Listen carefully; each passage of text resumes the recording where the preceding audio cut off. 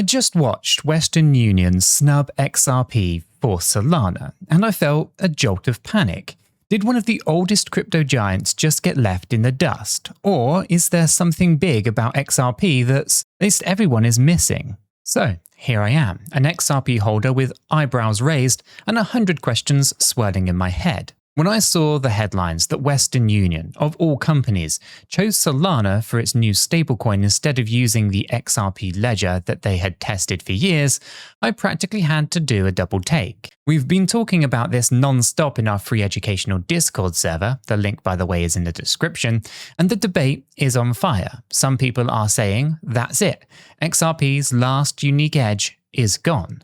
Others are more like, hold on, there's more to this story. And right then, I knew that I had to find out the truth for myself. Because if XRP really lost its mojo, then I need to know why I'm still holding it. And if it hasn't, well, then this story is at least a story that every crypto enthusiast probably needs to hear. Let's set the stage. Western Union is a behemoth in the money transfer world, moving over $100 billion around the globe each year. Now, they've been flirting with blockchains for a while. In fact, rumor has it that they tested Ripple's XRP technology as far back as 2015, even running pilots by 2018 to see if XRP could make their transfers faster and cheaper, right? But apparently, the results were underwhelming. Western Union's CEO at the time hinted that using XRP didn't really beat their existing system on speed or cost. So fees were higher than they had expected, and it just wasn't the game changer that they had hoped for. So Western Union quietly stepped away from that partnership, at least for a while. Fast forward to now, and Western Union has decided to launch a stablecoin for international transfers, something called USDPT, and they picked Solana's blockchain to host it. Now Solana, famous for its high speed and low fees, despite a well-known publicized kind of outages in the past, it won Western Union's nod somehow. And the XRP community? Oh boy, the XRP community, they had some feelings. Right, all over social media, they could feel the shock and frustration among the XRP holders. Critics from other crypto camps were chuckling to themselves, saying things like, see, even Western Union doesn't want XRP. It kind of felt like being an XRP supporter at that moment was a bit like being a sports fan when your star player gets traded to a rival team. It's not fun. Enter Scott Melker, also known as the Wolf of Wall Street, or Wolf of all streets, I should say, a crypto analyst who's not particularly an XRP fanboy or hater, just a guy who calls it like he sees it. Now, Melker basically threw a question out to the universe and to the XRP diehards, saying, all right, someone explain, what gives XRP real utility now? Many of its original advantages are available on other blockchains too. And you know what? That question kind of hit me pretty hard, right? Because it wasn't coming from a troll. It was actually pretty genuine. Now, back in the day, XRP's selling point were speed, low fees, and built-in decentralized exchange, easy cross-currency transactions. But here we are in 2025, and guess what?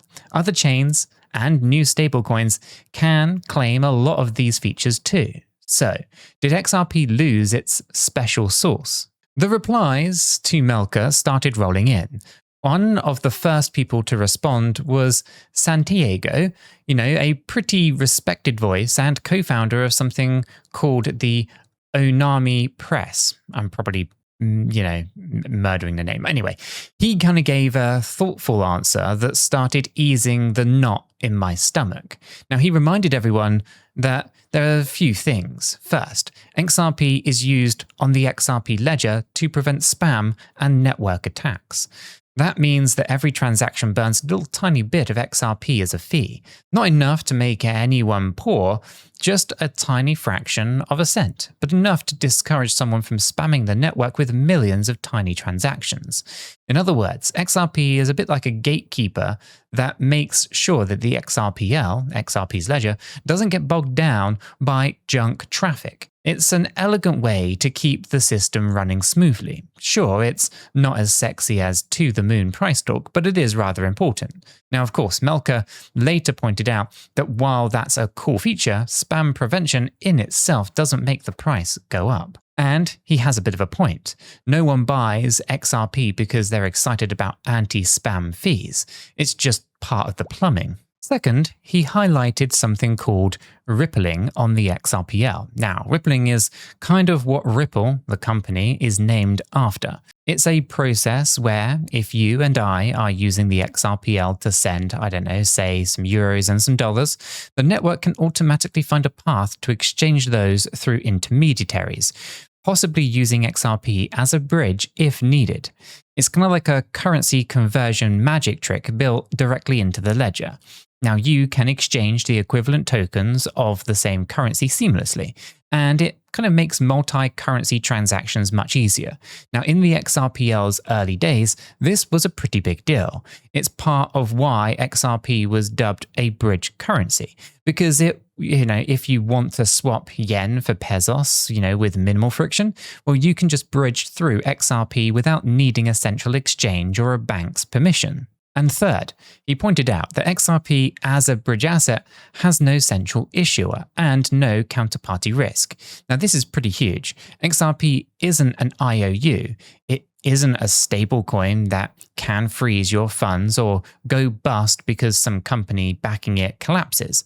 If you hold XRP, then you hold a piece of the network's native assets, right? If there's actually no middle where there's no middle who can actually say no, you can't move that. Or, you're going to claw that back. Or we're going to claw it back, right? In contrast, when a stablecoin like, let's say, USDC or a bank transfer, you're always trusting some middle entity, right? Like a bank or a company, not to kind of mess with your money.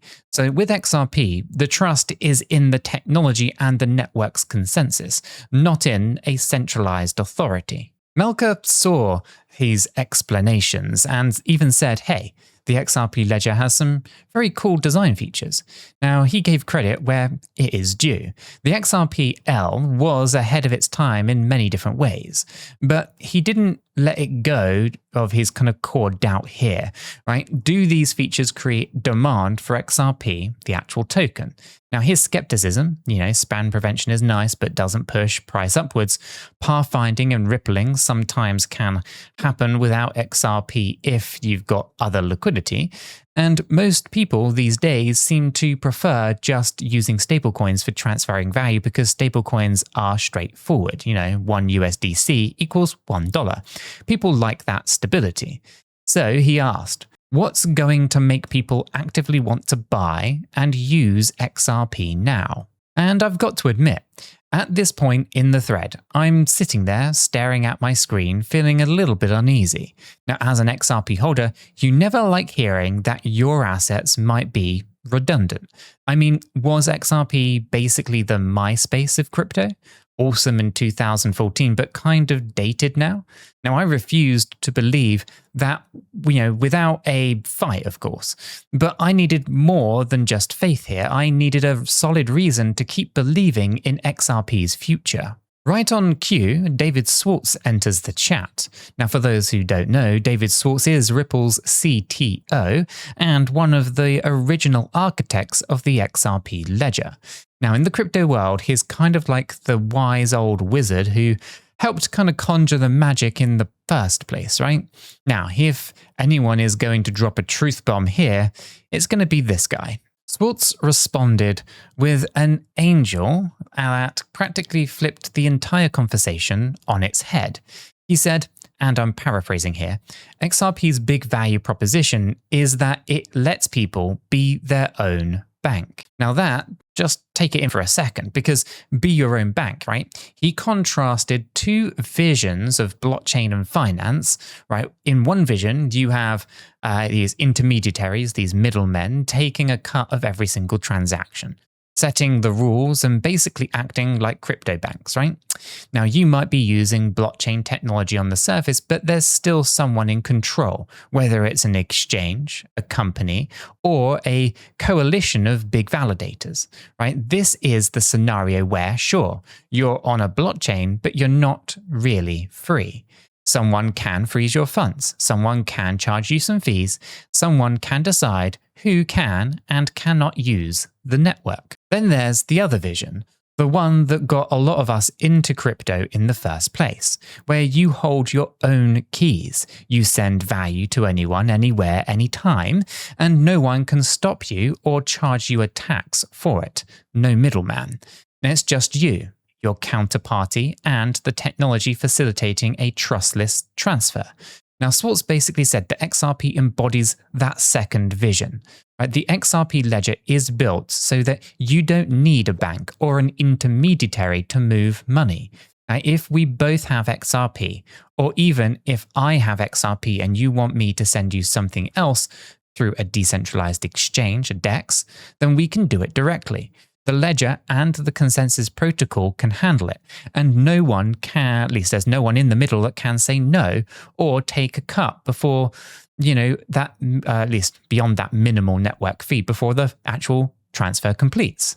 He put it in terms that really resonated with me. Right? Many blockchains out there are still built for someone to be the bank, right? Setting the rules and taxing every single transaction. Right, XRP's ledger was built differently. It was, I guess it's more like an open highway where nobody gets to suddenly throw up a toll booth right in front of you. And XRP itself, being the native token, is part of the fuel that makes that highway run, without a single or any single company actually owning the road. Also, Schwartz pointed out something that differentiates XRP from a lot of other asset companies like Western Union and what they might create. XRP has no issuer that can default or freeze your funds. There's no central authority with XRP that might decide one day to reverse a transaction or lock an account. Every account, whether it's you, me, or a bank in another country, can use XRP on equal footing. That's a truly neutral asset in that sense. So, at this moment, I had a few chills, the good kind, of course. It was kind of like being reminded why the whole crypto experiment exists. This was the principle that hooked me many years ago, being your own bank, right? Not having to trust some gatekeeper with your money. And here was one of the chief creators of XRP saying, that's exactly the vision that XRP is here to fulfill. But hold on. Our story doesn't end with everyone nodding in agreement, because right after Schwartz said his piece, a user named Dr. Roger jumped in with a rather tough question. I'm paraphrasing Dr. Roger's point here. He says, okay, David, that sounds great, but most businesses want to be the middleman. Right? They've built their whole model on controlling transactions and profiting from them. Look at the banks. Look at Western Union. Why would those companies ever adopt a system that cuts out their golden goose? What would actually make them embrace a model where they aren't skimming off at the top? And you know what? That is a pretty fair question. It's one thing for us individual crypto users to say we don't need the banks, we can be our own bank. But a bank or a company like Western Union, they exist because they profit from being the middleman. So why would they give that up? It's kind of like asking a landlord to celebrate a law that lets tenants live rent-free. It's not going to happen, is it? Not unless something changes. Schwartz's answer by comparing it, or at least answered, I should say, by comparing it to shifts that we've seen in other industries. Now, he suggested that companies will change course when they realize that relying on a middleman, or being the middleman, is actually holding them back more than it's actually helping. Now, he used an analogy here. Think about eBay. Now, eBay's whole platform connects buyers and sellers all over the world. But eBay doesn't insert itself into every transaction to take a huge cut beyond the basic fees for running the marketplace. Now, it's successful because it serves as an open marketplace, at least within reason, not because it taxes every dollar of value that it moves, right? Now, in the same way, the XRP ledger is there for anyone to use as a public good, right? It's a utility that companies and people can plug into to transfer value without needing permission or paying a king's ransom in fees to some intermediary. So Schwartz's vision is that maybe one day companies, even big ones, could decide, hey, we don't actually need someone else's walled garden or our own tool booth system. We can do more business, reach more people, and innovate faster on an open platform where no one else is gatekeeping us. Now, it sounds a bit idealistic for sure. Companies are not known for voluntarily giving up revenue streams, right? But if an open system becomes the standard, they might have to adapt or get left behind. This is where I actually had to take a step back and realize something. Western Union's choice of Solana over XRP actually underscored exactly what Schwartz's argument was actually saying. Just in the opposite way, right? Western Union, it chose a path where they still get to be in control by launching their own stablecoin on a blockchain. Right? They get to keep all of the reins, don't they? Even if Solana is decentralized to a degree, we can argue and agree to disagree on that one if you want, but Western Union's stablecoin and the network underneath it and around it will function on Western Union's terms. They're not throwing their doors open for an XRP-style public ecosystem. They're just building a faster horse for their own carriage, if you will. Why not XRP? Well, some observers noted, likely correctly, that Western Union might have steered clear of XRP's open approach because it threatens their fee model. Right? If you use XRP's ledger, transactions are dirt cheap and pretty open.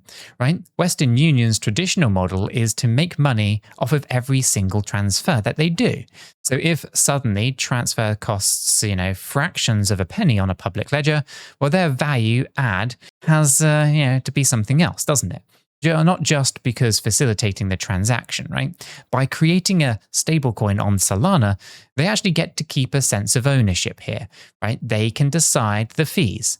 They can perhaps require customers to use their app or their platform to access it, etc., right? It's not as open as the XRPL, but it fits their business model. In the short term, I can't really blame them, right? Western Union, it has shareholders and it has a long history, right? They're doing what makes business sense right now for them.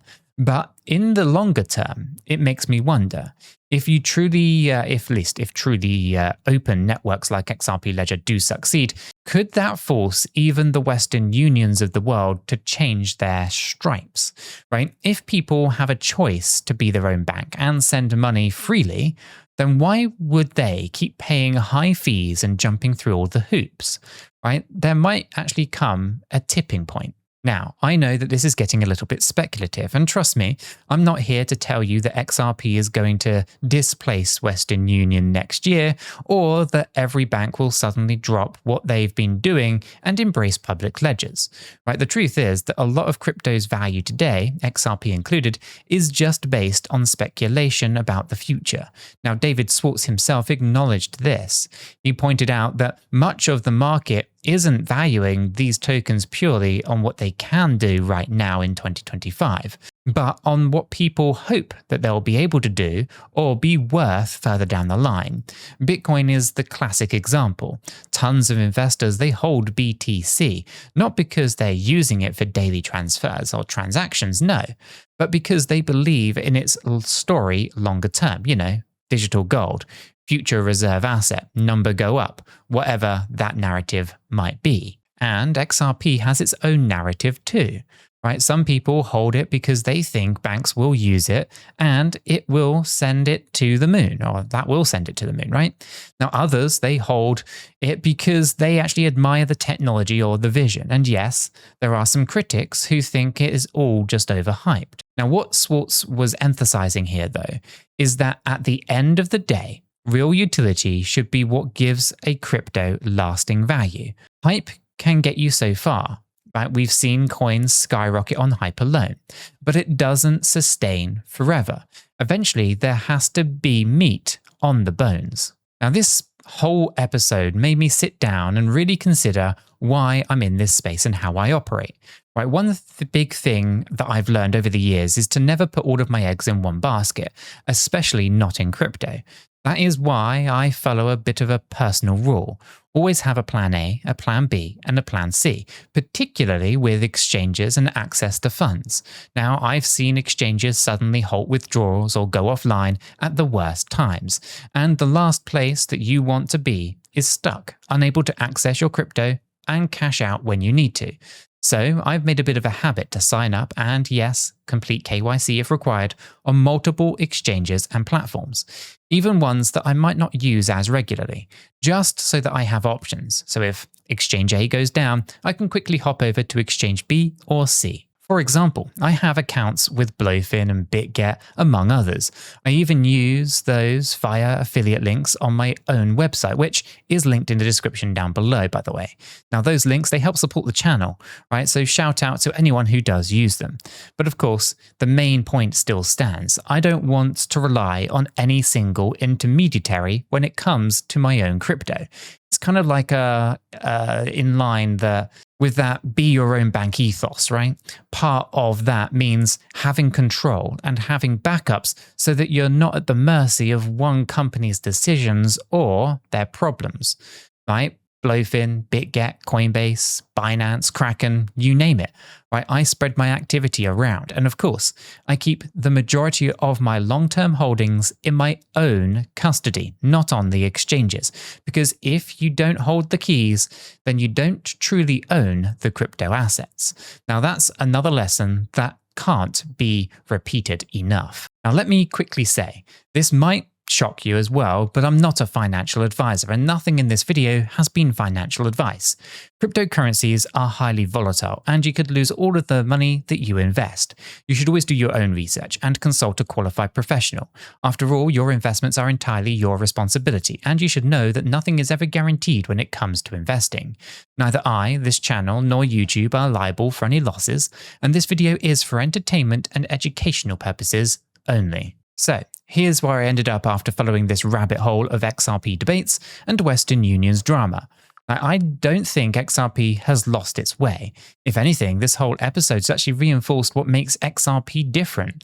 Western Union's move got people talking, it got people questioning, even debating, and that's actually pretty healthy. It forced us, certainly me, to revisit the question, right? What's the point of XRP in a world where everyone is issuing stablecoins and new blockchains are popping up left and right? And the answer that I found was a story about freedom versus control. Western Union's choice was like a vote of the status quo. Sure, a technological update status quo, but still the same philosophy. Keep control, still act as a middleman, and profit from everybody else. Right? XRP's value proposition, though, as articulated by David Schwartz, is a vote for a different path, one where individuals and institutions transact freely, directly, without an overlord skimming off of every transaction. That is a big, big contrast. Now, will that philosophy alone make XRP moon? Well, not by itself. It has to translate into people using it, building on it, and demanding it, right? And that is happening to some extent. We've seen some use cases like remittances, on-demand liquidity with Ripple partners, but admittedly, the crypto world moves at a crazy pace and competition is pretty fierce. Still, I find it inspiring that XRP's leadership is doubling down on that core principle of empowerment and decentralization. They're not trying to pivot to be the coin of Western Union or something like that. What they're saying is, we're here to eliminate the need for a Western Union. And that is pretty bold. For me personally, though, after absorbing all of this, I feel a renewed conviction about why I hold XRP. It's not just because I hope the price goes up, though hey, I wouldn't complain. It's actually because it represents something that I want to see in the real world. I got into crypto for a revolution, not just for all of the gains. Now, sometimes in the day-to-day price chatter, I lose sight of that, but stories like this, they bring it all back. I also realized that skepticism is rather important. People like Scott Melker asking tough questions is what keeps projects honest. It's what has kind of prompted these insights and these insightful answers about XRP's design and purpose. It's what gave David Schwartz the opportunity to clarify the vision. So I'm grateful for the debate. It made this video even possible after all, right? As we kind of wrap up, I'm curious what you think about all of this. Do you side with Western Union's approach, controlled corporate, maybe safer in some ways? Or do you side with XRP's approach, open, decentralized, empowering the little guy, but maybe a little bit of a tougher road to mass adoption? You can let me know in the comments below. Seriously though, I'd love to hear the different kind of perspectives here. And if you want to continue this discussion beyond the YouTube comments, then remember, our Discord community is a great place for that. It's free and it's full of people who love diving into these topics. For now though, you can do me a favor by hitting the like button, the subscribe button, and I will catch you all in the next one.